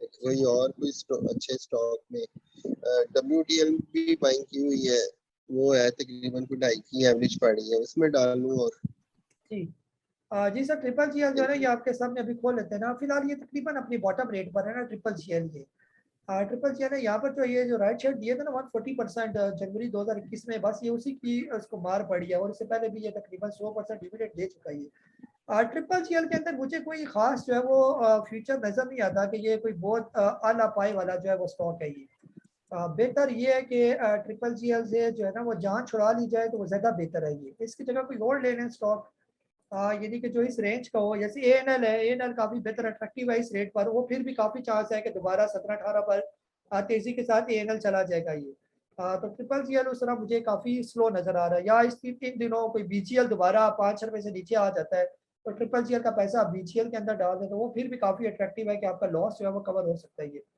ट्रिपल जीएल के अंदर ही इंतजार करके बैठे रहना थोड़ा सा टाइम जाया करेगा आपका ये, और हो सकता है इस दौरान काफी स्टॉक ऊपर चले जाएंगे। या इसके अलावा लोड्स लिमिटेड जो है 10-11 रुपए पर ही ट्रेड कर रहा है, वो आराम स्कूल से 18-20 रुपए का हो जाता है। ये और पिछले तकरीबन 50 दफा ये ऊपर गया होगा लोड्स, तो वो भी काफी अट्रैक्टिव है। आयशा स्टील है, अगर वो कोई 10-12 रुपए पर ट्रेड कर रही है तो उसको ले लें, ये काफी बेहतर हो जाएंगे। तो ट्रिपल जीएल में कोई फ्यूचर नजर नहीं आ रहा है। जी उमैर भाई साहब आपको अनम्यूट कर रहा हूं मैं। अस्सलाम वालेकुम काजी साहब, कैसे हैं आप? वालेकुम अस्सलाम। अच्छा काजी साहब, मैं PSO देख रहा हूँ पिछले काफी दिनों से ना, तो अच्छा कदरे बेहतर वॉल्यूम लग रहा है, मतलब कि बाकी मार्केट की बनिस्बत पिछले काफी दिनों से 160 पे, 158 पे। तो दूसरा इसका ये बता दें थोड़ा सा कि इसका ब्रेकआउट क्या बनेगा और हम इसका क्या लॉन्ग टर्म टारगेट रख सकते हैं। और दूसरी चीज ये कई सब, ये जो लोग जो मोस्टली जो डे ट्रेड करते हैं या स्विंग ट्रेड करते हैं, तो उनकी तो स्टॉप लॉस की स्ट्रेटजी होती है कि एक दिन पहले की या 2 दिन पहले की कैंडल की क्लोजिंग पे वो स्टॉप लॉस लगा देंगे या उसे थोड़ा नीचे कर देंगे। लेकिन लॉन्ग टर्म का जो इन्वेस्टर है उसके लिए स्टॉप लॉस जो स्ट्रेटजी है वो क्या होनी चाहिए? जी सर, जो ना जो खासतौर पर लॉन्ग टर्म वाला इन्वेस्टर है ना, उसका जवाब मैं पहले दे देता हूँ। उसकी सर कोई स्ट्रेटजी फिलहाल कोई नहीं है। ये उसकी स्ट्रेटजी उसने लिए ही बॉटम पर एक कंपनी, यानी जो लॉन्ग टर्म इन्वेस्टर है उसने तो अव्वल तो आंखें बंद करके स्टॉक लेने नहीं होते, उसने प्रॉपर जो है ना वो सोच समझ कर और अच्छी कंपनी का स्टॉक बॉटम पर लेना होता है। लॉन्ग टर्म इन्वेस्टर दो चीजें देखता है खास तौर पर, जैसे ये PSO आपके सामने खुला हुआ है।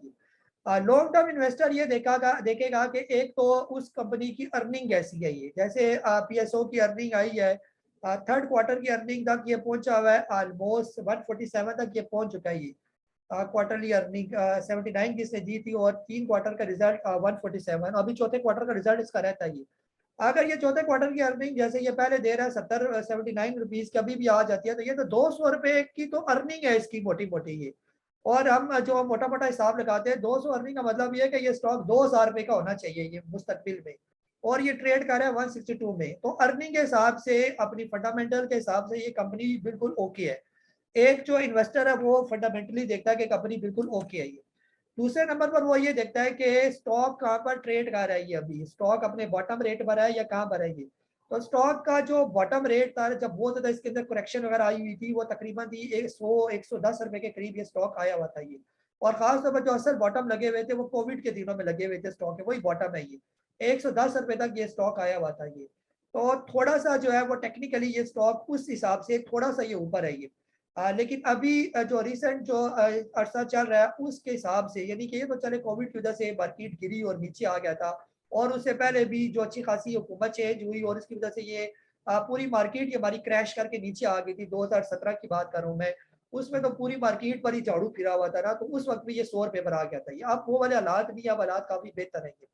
अब यानी कि फिलहाल ये तकरीबन अगर हम इसके बॉटम की बात करते हैं तो तकरीबन 156 का ये ऑलमोस्ट, यानी 150 से लेकर 170 के करीब करीब का जो है इसका एक स्विंग बना हुआ है यहाँ पर। ये इसकी एक रेंज बनी हुई है यहाँ पर, यानी बॉटम आप लगा लें 150 का और हाई लगा लें 175 लगा लेंगे। फिलहाल इसके बीच में इसके अंदर हो रही है अच्छी खासी एक्यूमुलेशन ये, और जिस तरह के ये अन्यवा जो है ना, ये जो अर्निंग अपनी शो कर रहा है और बेतहाशा अर्निंग शो कर रहा है, ये इसकी इंडिकेशन है कि जब ये चलेगा तो ये बहुत स्पीड के साथ स्टॉक ले जाना है ये।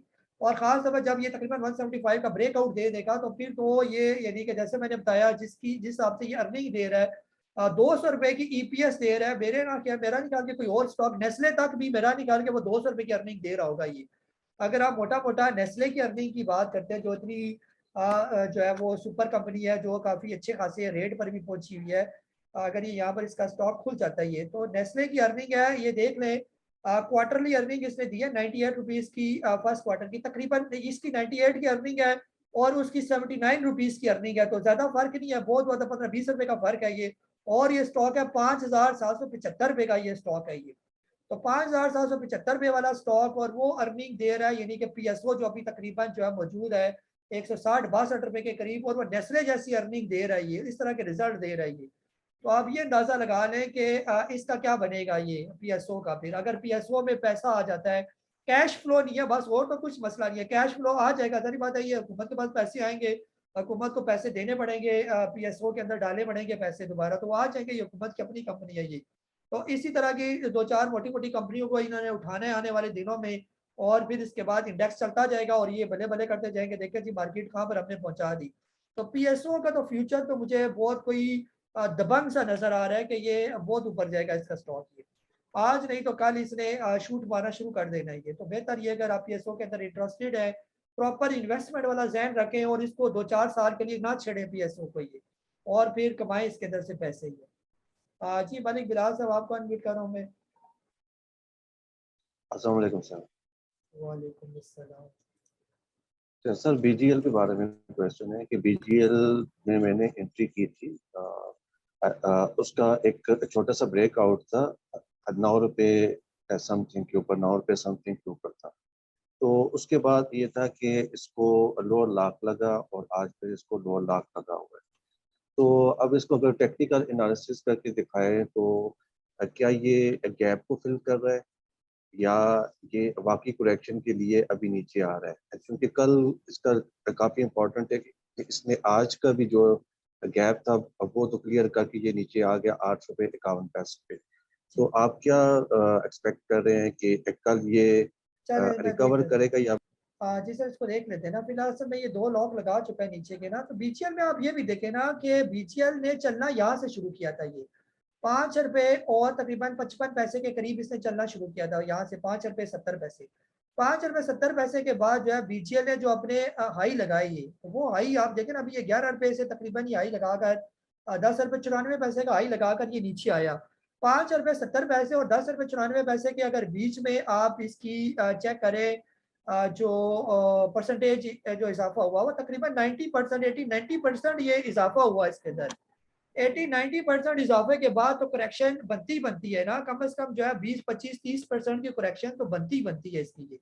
तो 90% 100% के करीब हाई लगाकर 30-40% की करेक्शन अगर ये करता है 7-7.5 रुपए पर आ जाता है, तो ये नॉर्मल सी रूटीन है ये। तो यहाँ पर ये करेक्शन इसकी हो सकता है, आज ये इसका दूसरा गैप फिल हुआ है, कल के दिन इसको लोअर लॉक नहीं लगना चाहिए। तो मोस्ट प्रोबेबली ये होगा, मुझे ऐसा लगता है कल के दिन ये लोअर लॉक के करीब आएगा, हो सकता है लोअर लॉक भी लगाए और फिर इसका लोअर लॉक टूटेगा और कहीं थोड़ा बहुत जो है वो बेहतर पोजीशन पर जो है ये क्लोज हो जाएगा, ये ऐसा होगा ये। जी रिजवान अली साहब आपको अनम्यूट करूं मैं। जी अस्सलाम वालेकुम कादिर साहब। वालेकुम अस्सलाम। जी कादिर साहब मैंने ना आपको लकी सीमेंट के बारे से पूछना था। लकी सीमेंट कैसा स्टॉक है सर, इसके बारे में थोड़ा सा बता दें। जी जी सर, लकी जो है ना ये बिल्कुल जो है ना ज़बरदस्त किस्म का स्टॉक है। सिर्फ अगर सीमेंट सेक्टर किसी वजह से प्रेशर में है तो वो जो इंटरनेशनल कोल की प्राइसेस जो है बेताशा जो बढ़ी है, जिसकी वजह से लकी जो है वो काफ़ी नीचे आ गया, 448 रुपये पर आ गया ये। ये लेवल लकी के काफ़ी इंपॉर्टेंट है। अगर यहाँ से भी लकी नीचे आ जाता है, जैसे कल के दिन अगर ये 420-30 रुपये से नीचे आ जाता है, तो फिर ज़्यादा चांसेस है कि लकी 300-350 रुपये के बीच में आ जाएगा ये। तो ओवरऑल जो है कंपनी में कोई फॉल्ट नहीं है, कंपनी बड़ी ज़बरदस्त है और एक आध बॉटम बनता ही बनता है इसका ये। जिस तरह जो ये ऊपर हाई लगा के आया है 900,000 रुपये के करीब ये पहुंचा हुआ था, तो अब करेक्शन तो बनती है इसकी ये। और जिस तरह जो है वो चल रही है कोल की प्राइसेस इंटरनेशनल, तो जब तक कोल की प्राइसेस नीचे नहीं आती तब तक जो है सीमेंट सेक्टर प्रेशर में रह सकता है ये। तो तब तक अगर ये जब तक कोल स्टेबल नहीं होता और अगर आने वाले दिनों में लकी 200-250-300 रुपये पर आ जाता है, तो यहाँ पर ये बेस्ट स्टॉक है, यहाँ पर आप इसको बाय कर सकते हैं ये। बाकी अब लकी सिर्फ लकी नहीं रहा ना, इसके तो और भी प्रोजेक्ट खुल गए आगे पीछे, जैसे इसकी गाड़ियाँ क्या की और अच्छी खासी और भी काम इसके काफ़ी बढ़ चुके हैं, तो फ्यूचर इसका काफ़ी ब्राइट है ये। जी शाह जी साहब, आपको अनम्यूट कर रहा हूँ मैं।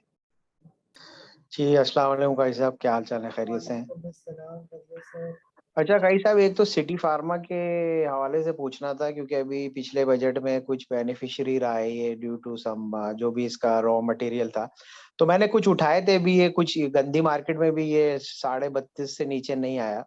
तो इसका थोड़ा सा क्या लॉन्ग टर्म में इसको रखना चाहिए या क्या फर्स्ट टारगेट हो इसको बेच दें, एक तो ये क्वेश्चन है। दूसरा, वेव्स मेरे पास पड़े हैं पुराने, कोई 1.25 साल हो गया है वो, जब से वो एक बार नीचे गया तो आज तक उसने उठने का नाम ही नहीं लिया। तो अभी इसमें कुछ है, चांस है वेव्स वगैरह चलने का? खैर ओवरऑल ये मार्केट डाउन पड़ी हुई है, लेकिन अभी क्या आपको लगता है वेव्स का? जी सर, देख लेते हैं ना फिलहाल क्या पोजीशन चल रही है। खास तौर पर अगर हम लोग बात करते हैं ना इसकी सिटी फार्मा की, सिटी फार्मा तो सब बेहतर है ना, ये अभी आई नई नई कंपनी है ये। अभी रिसेंटली अपना तकरीबन 28 रुपये का बॉटम बनाकर आहिस्ता आहिस्ता जो है वो ऊपर जाने की तरफ जो है वो गामसन है ये। नॉर्मल भी इसका जो टारगेट है वो कम से कम 38-40 रुपये का तो ये स्टॉक है ही है ये। और इंशाल्लाह जो थोड़ी सी मार्केट बेहतर होगी, जैसे ये पिछले बजट में और इस बजट में भी जो है ये अभी भी फेवरेट ही जा रहे हैं। खासतौर पर सिटी फार्मा हो गया, इसकी काफ़ी यानी कि बेहतर होगा ये। और अगर आप इसको लेना चाहते हैं या लेके रखे हुए हैं 30 रुपये से या इससे नीचे की रेंज पर 28 रुपये से 32 रुपये के दरमियान में, तो यहाँ पर ये काफ़ी अट्रैक्टिव है, इसको होल्ड करके रखेंगे। वेव्स का भी बॉटम रेट पर है सर। वेव्स का नॉर्मल रेट 25 रुपये से लेकर 30 रुपये तक ये नॉर्मल रेट है वेव्स का ये। तो थोड़े से रात बेहतर होने दें, यहाँ तक ये पहुँच ही जाएगा ये। जी मोहम्मद आतिफ साहब, आपको अनम्यूट कर रहा हूँ मैं। अस्सलाम वालेकुम सर। वालेकुम अस्सलाम। सर ये WTL बड़ा इन्वेस्टर अभी तक बैठा हुआ है या निकल तो नहीं गया? जी नहीं सर, वो अभी नहीं निकला। जब वो निकलेगा ना तो ये डिफॉल्टर में चला जाएगा ये, ऐसा होगा ये। तब तक कि वो निकलेगा नहीं, आराम स्कूल से बैठा रहेगा ये। तो बेहतर ये कि इसको जो है ना WTL को रखी रखें और इंशाल्लाह बेहतर हो जाएगा सर। जिस तरह इन्होंने पीछे ब्लॉकचेन का सिलसिला शुरू किया हुआ था, तो कंपनी में कोई प्रॉब्लम नहीं है ये। अब आज जो है ये मार्केट बैठी हुई है, जो ही वॉल्यूम आएगा तो WTL भी हिलना शुरू हो जाएगा ये। जी मुर्जा लाखा साहब, आपको अनम्यूट कर रहा हूँ मैं।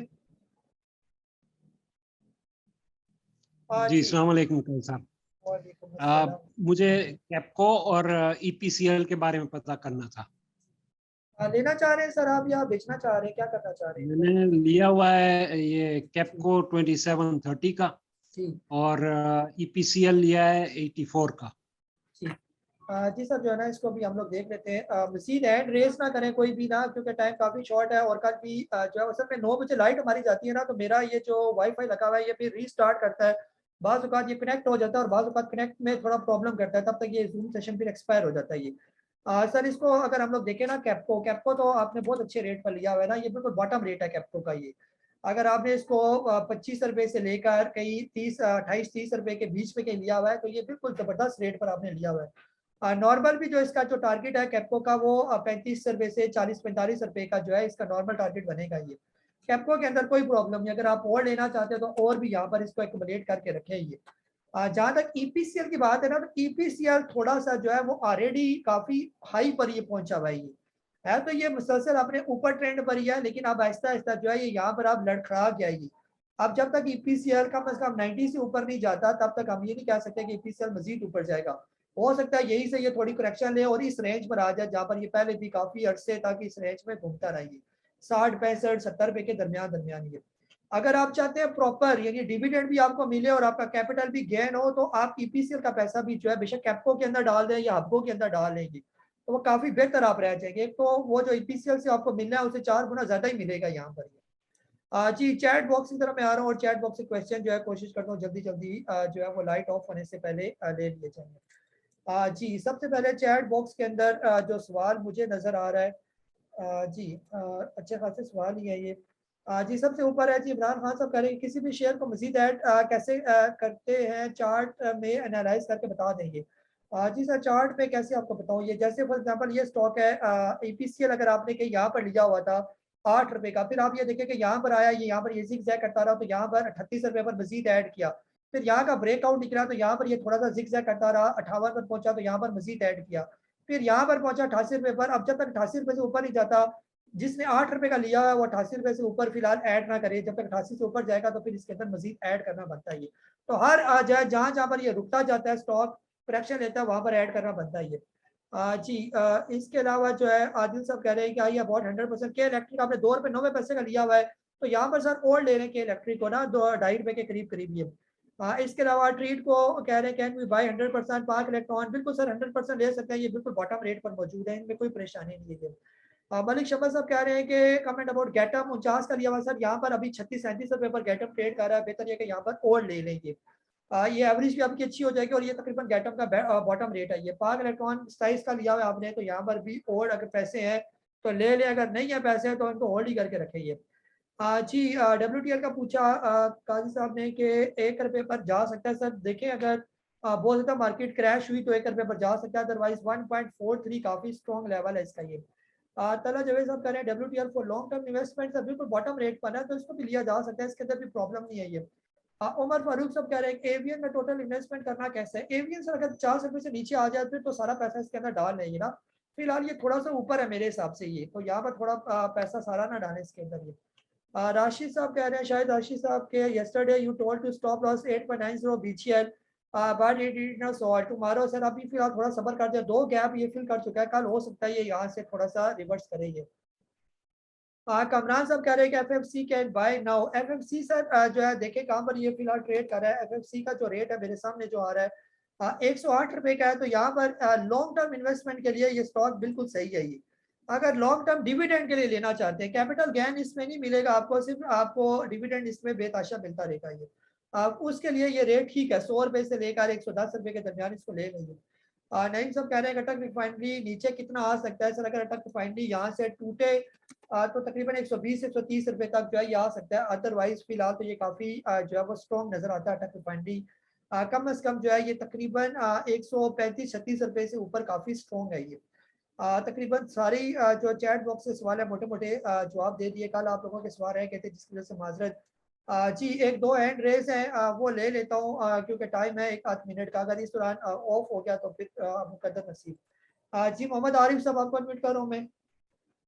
जी अस्सलाम वालेकुम कारी साहब, खैरियत से हैं? जी सर। जी मुझे जो है लोड्स और SNGP का बता दीजिए कि इसका क्या होगा, कि मतलब जैसे अभी आपने कहा था SNGP का कि ये 35 तक जा सकता है, तो क्या मैं 35 पे इसको वो सेल आउट कर दूं या मैं होल्ड कर लूंगा? दूसरा लोड्स का बता दें कि उसका आपको क्या नजर आ रहा है एनालिसिस करके। Thank you. जी सर जो है ना लोड्स तो काफ़ी अट्रैक्टिव है ना यहाँ पर, ये तो बिल्कुल बॉटम रेट है लोड्स का, 10 रुपए से नीचे ट्रेड कर रहा है ना अभी यहाँ पर, तो अभी 9 रुपए 74 पैसे, तो यहाँ पर नॉर्मल भी इसका रेट जो है ना वो तकरीबन 18-20 रुपए नॉर्मल रेट है इसका। ये तो यहाँ पर अगर आपने लेना है इसको लेके रखे। SNGP जो है ना यहाँ पर आप थोड़ी सी जब ये 34-35 रुपए के करीब पहुंचेगा तो वहां पर थोड़ा सा ये रुकेगा, ये इस लेवल के बीच में कहीं पर यहाँ पर ये अभी मैं पहले भी अर्ज कर चुका हूँ 35-36 पर इसकी है करेक्शन ये थोड़ी सी, तो वहां पर ये थोड़ा सा अड़ेगा ये, तो वहां पर आप यहाँ पर अगर प्रॉफिट टेकिंग करना चाहते हैं तो कम से कम 50% की प्रॉफिट टेकिंग करें। अगर इस दौरान दोबारा 30 रुपए 28 रुपए पर आ जाता है तो दोबारा बाय बैक कर ले, तो प्रॉफिट टेकिंग जो मिलती है वो तो कम से कम करे ना। जब कभी 35-36 से ऊपर चला जाएगा तो फिर दोबारा बाय बैक भी कर ले, और जो ऑलरेडी पड़ा होगा वो पड़ा रहने दे उसको। ये जी शायद राशि साहब आपको अनम्यूट कर रहा हूँ मैं। अस्सलाम वालेकुम कैसे साहब, कल BCL की बात हुई थी और आपने कहा था आज 8.9 पे स्टॉप लॉस लगाने को, तो सिंस मेरा वो RD अकाउंट है तो वक्त से पहले मैं लगा नहीं सकता, तो फिर उस वक्त सुबह में लगा नहीं पाया, वो खुलते ही जो है वो नीचे चला गया, तो आप क्या सजेस्ट करते हैं इसके लिए? जी सर, जो है ना फिलहाल आप ये करें ना, जैसे अभी बताया कि इसने आज दूसरा अपना जो है ना गैप फिल किया ये, तो बेहतर ये कि फिलहाल पैनिक सेलिंग ना करें फिर इसके अंदर। कल थोड़ा वेट करने का, हो सकता है लो लॉक फिर सुबह सुबह लगा हो और आप सारा अपना माल बेचना चाहें तो कल दोबारा इसका लॉक टूटेगी। तो ज़्यादा स्टॉक को 2 ही लॉक लगते हैं, तीसरा लॉक ज़रा कमज़ोर हो जाता है ना। आज इस वॉल्यूम के साथ लो लॉक लगा तो वो ज़रा लो वॉल्यूम है, तो बेहतर ये कि कल एक आध दिन इसको थोड़ा देख ले कल क्या करता है ये। तो उम्मीद है कि कल ये लो लॉक नहीं लगेगा ये। अगर लगा भी तो डे एंड बाद इसका लॉक जो है वो टूटेगा ये, ऐसा यानी कि टेक्निकली नजर आ रही है। तो फिर पैनिक सेलिंग जो है वो ना करें इसके अंदर ही। तकरीबन जितने भी सवाल थे आपके चैट बॉक्स के अंदर और यहाँ पर हो गया। अपना बहुत सारा ख्याल रखें। मुझे काजी नबील को इजाजत दें। अल्लाह हाफिज। पाकिस्तान जिंदाबाद।